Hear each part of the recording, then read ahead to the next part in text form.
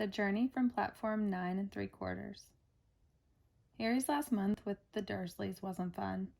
True, Dudley was now so scared of Harry he wouldn't stay in the same room, while Aunt Petunia and Uncle Vernon didn't shut Harry in his cupboard, force him to do anything, or shout at him.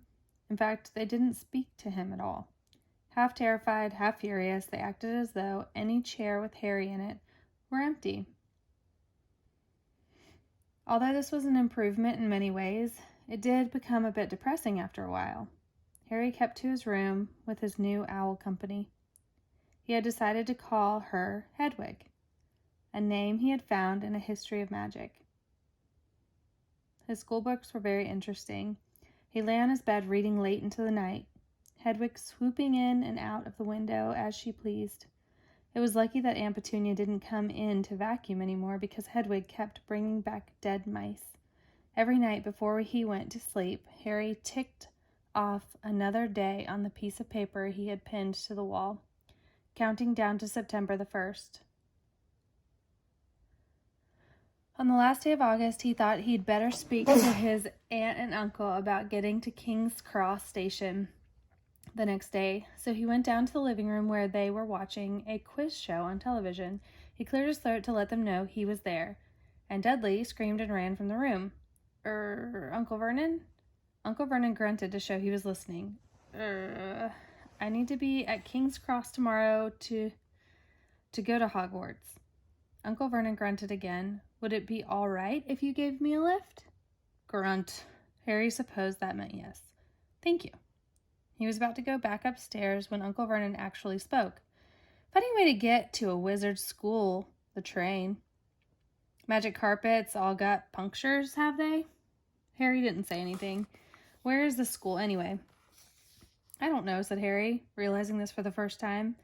He pulled the ticket Hagrid had given him out of his pocket. I just take the train from platform 9 3/4 at 11 o'clock, he read. His aunt and uncle stared. Platform what? 9 3/4.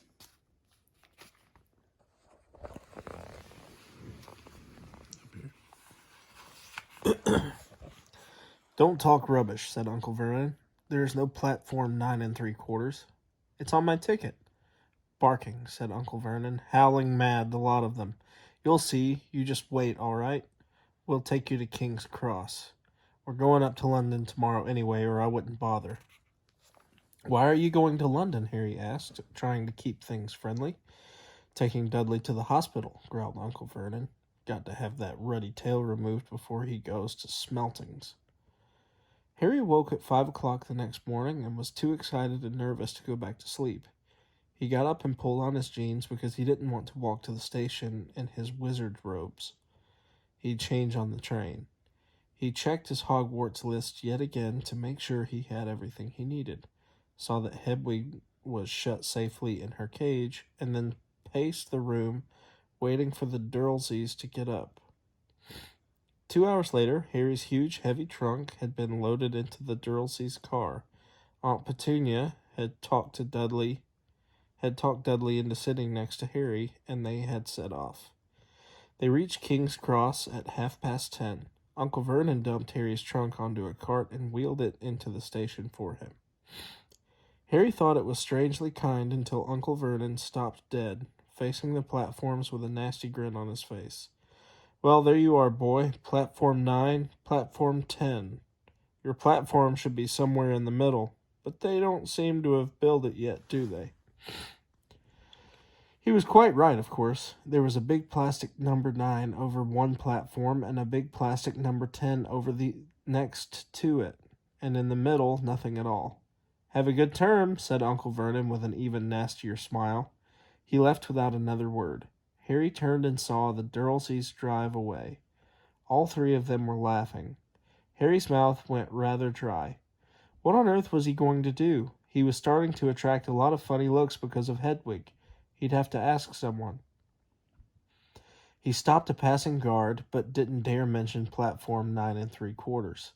The guard had never heard of Hogwarts, and when Harry couldn't even tell him what part of the country it was in, he started to get annoyed, as though Harry was being stupid on purpose. Getting desperate, Harry asked for the train that left at 11 o'clock, but the guard said there wasn't one. In the end, the guard strode away, muttering about time wasters. Harry was now trying hard not to panic. According to the large clock over the arrivals board, he had 10 minutes left to go get on the train to Hogwarts, and he had no idea how to do it.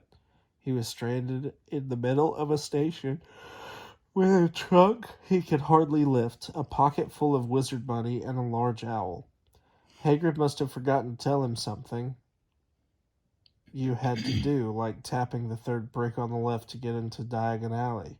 He wondered if he should get out his wand and start tapping the ticket inspector's stand between platforms 9 and 10. At that moment, a group of people passed just behind him, and he caught a few words of what they were saying. Packed with muggles, of course.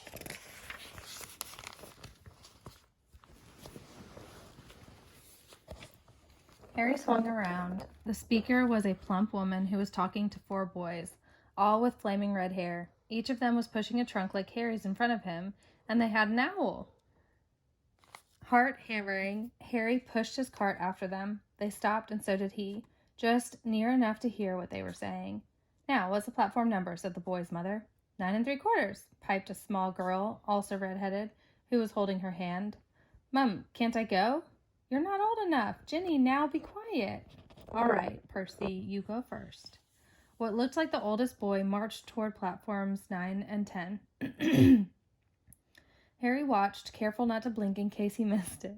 But just as the boy reached the dividing barrier between the 2 platforms, a large crowd of tourists came swarming in front of him, and by the time the last backpack had cleared away, the boy had vanished.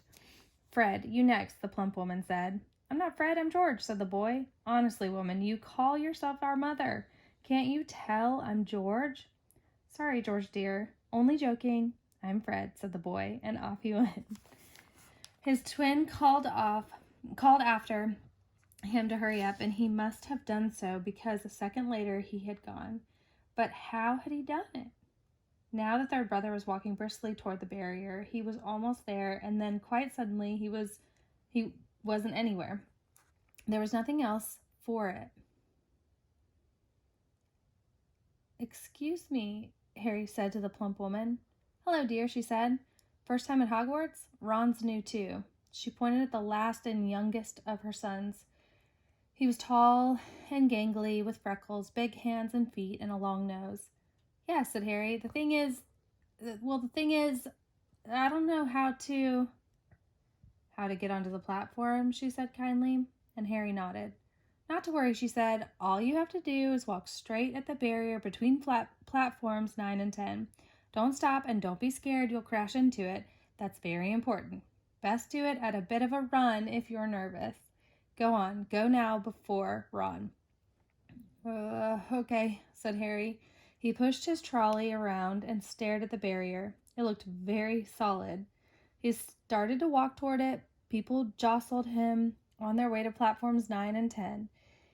Harry walked more quickly.